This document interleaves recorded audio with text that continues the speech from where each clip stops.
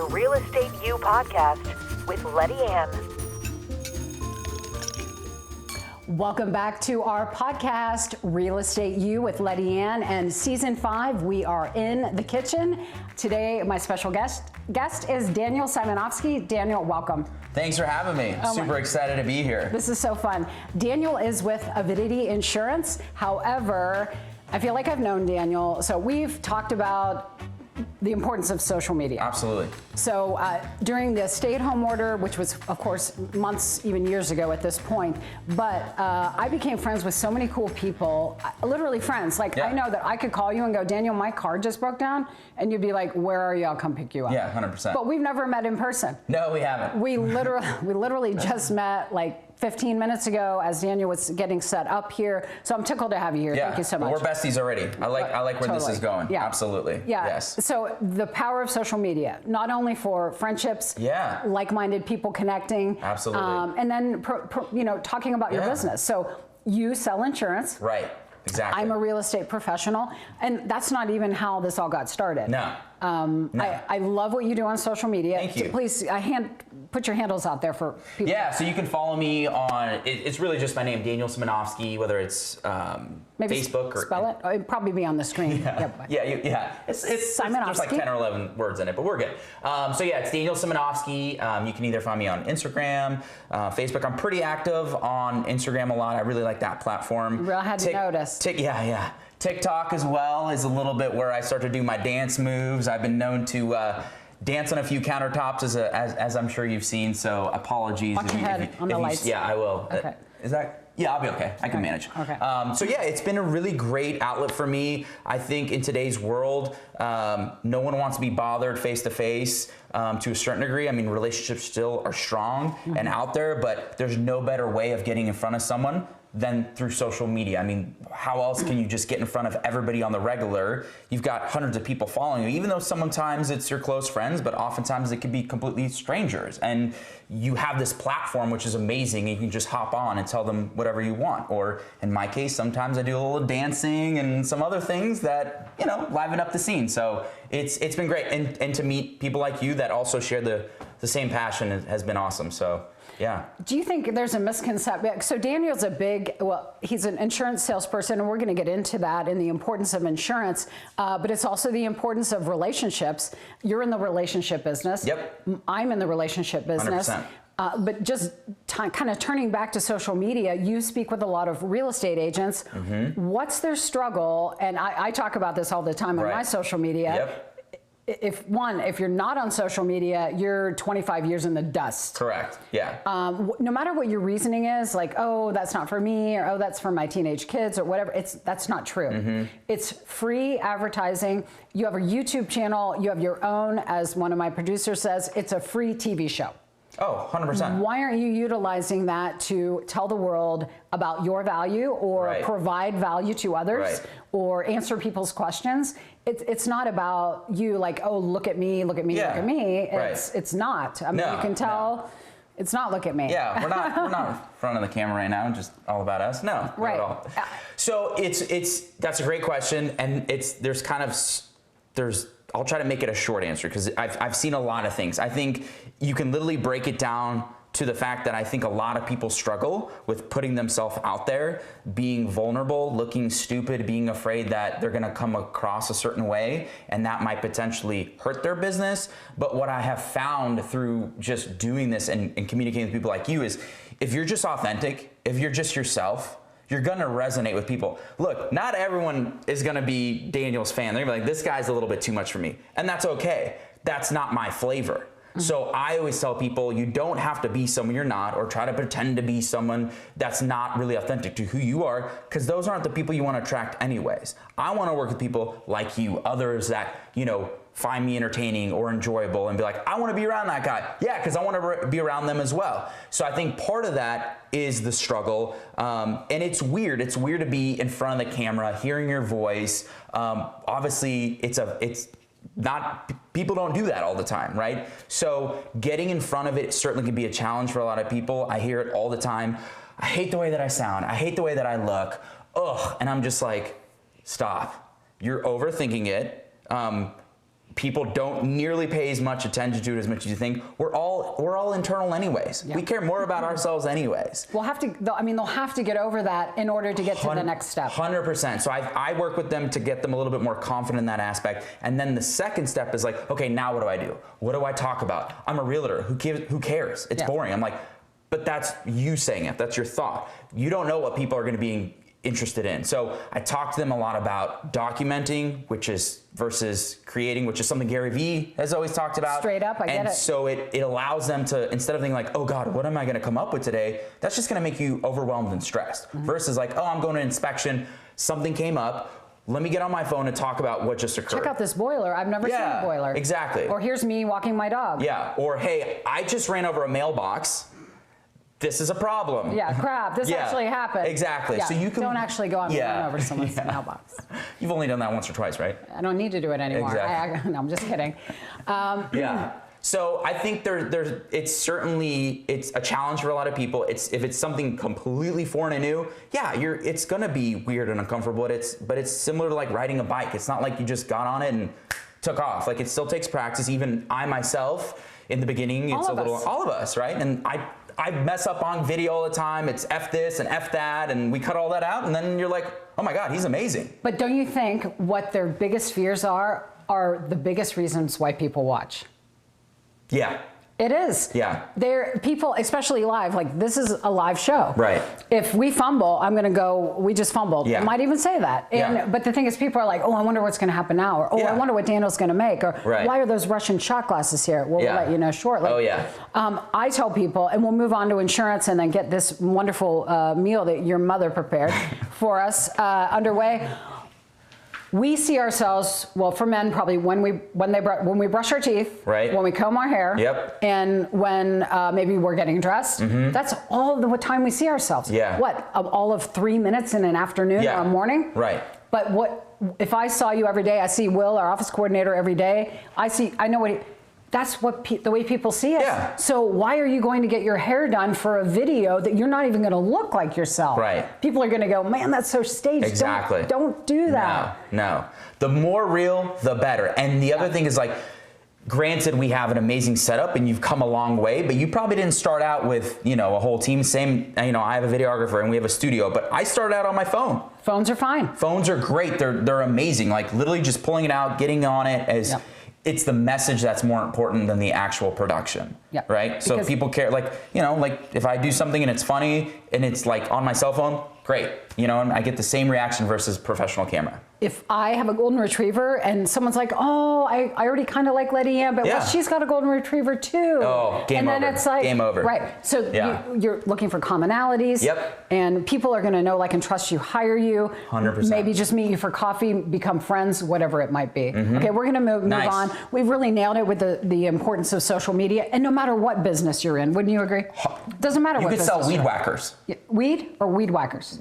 Both. Okay. If you're in California, maybe here it might be a little bit tough on that aspect. But weed whacker certainly, yeah. Doesn't matter what you're selling, as long as you're getting in front of people and talking about it and providing value. Or if you're selling a service. And providing value around it. That's the key. Push the value. Exactly. And content. Yep, 100%. And as my coach says, done is better than perfect. 100%. Because if you overanalyze, paralysis by analysis, it'll never get done. Yeah. I thought I talked fast, but I'm eating Daniel. I'm talking really fast, so now we're going to get into the recipe.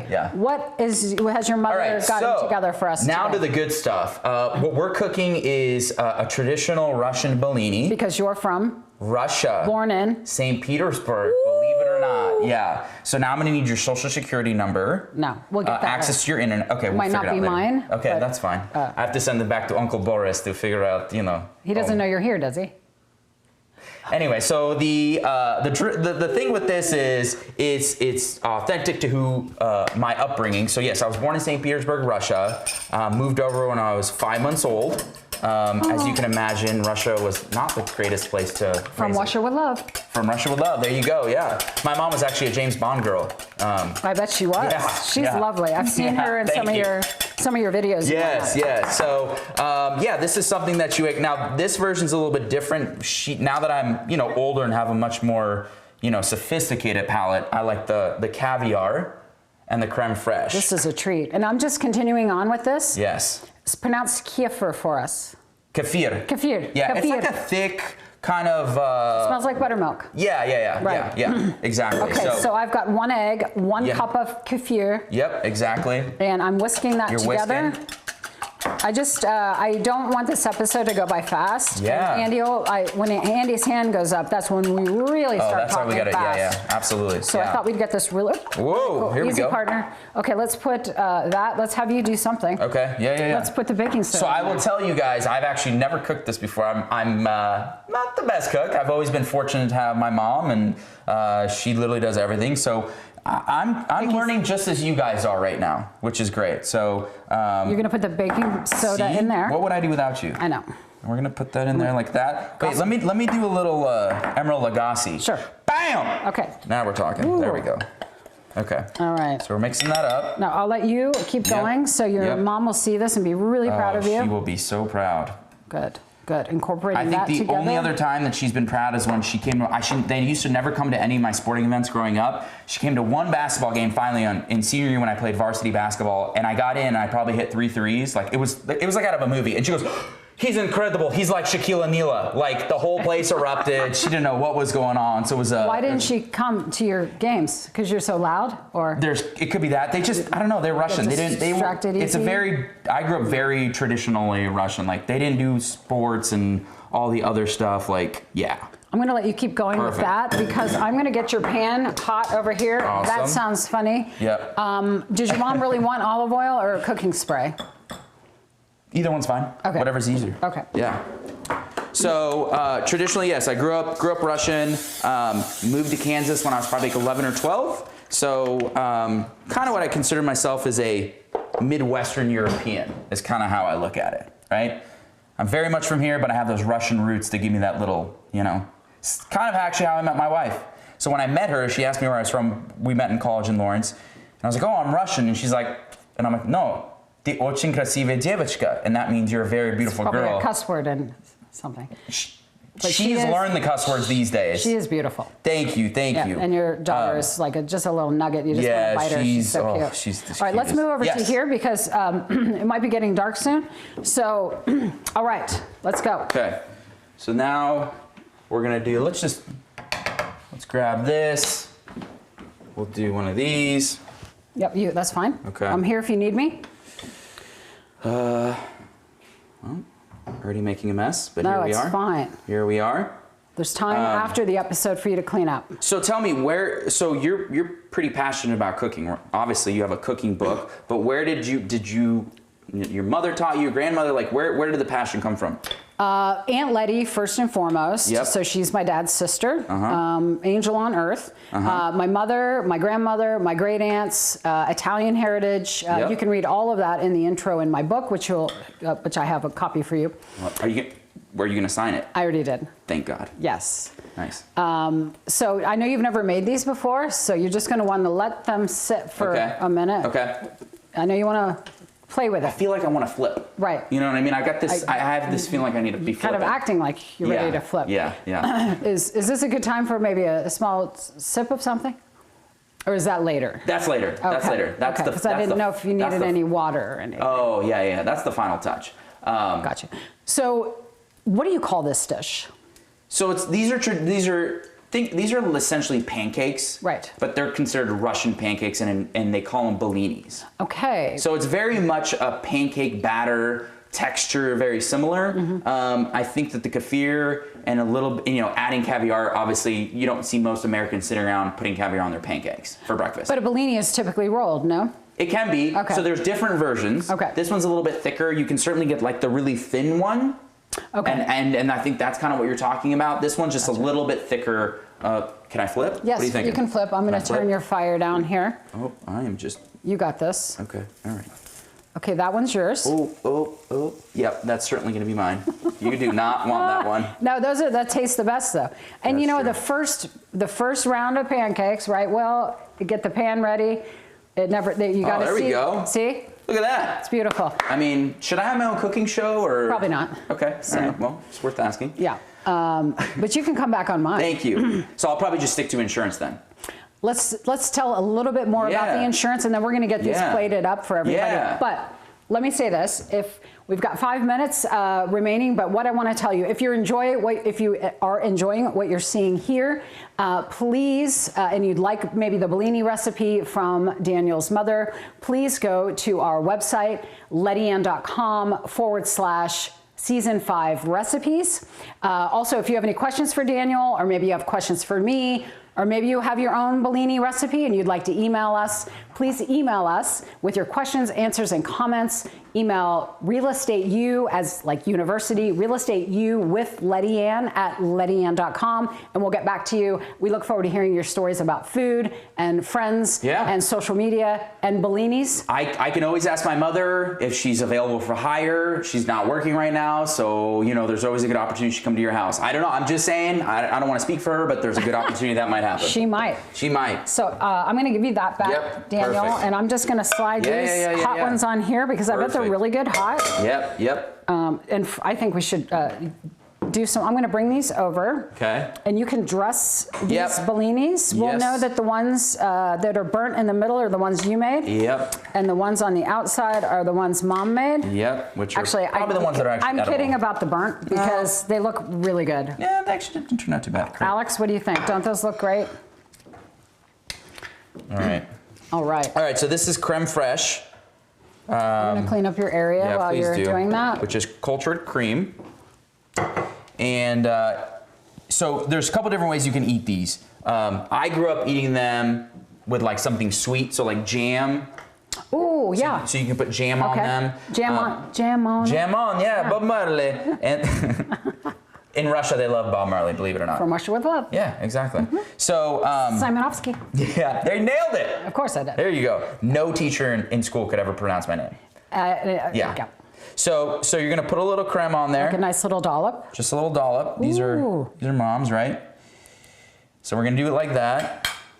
Then we're gonna get the good stuff. So this actually, there's red and black caviar. I want to know about this. Yeah. Because I'm not caviar savvy. So this bottle was probably like $20-something.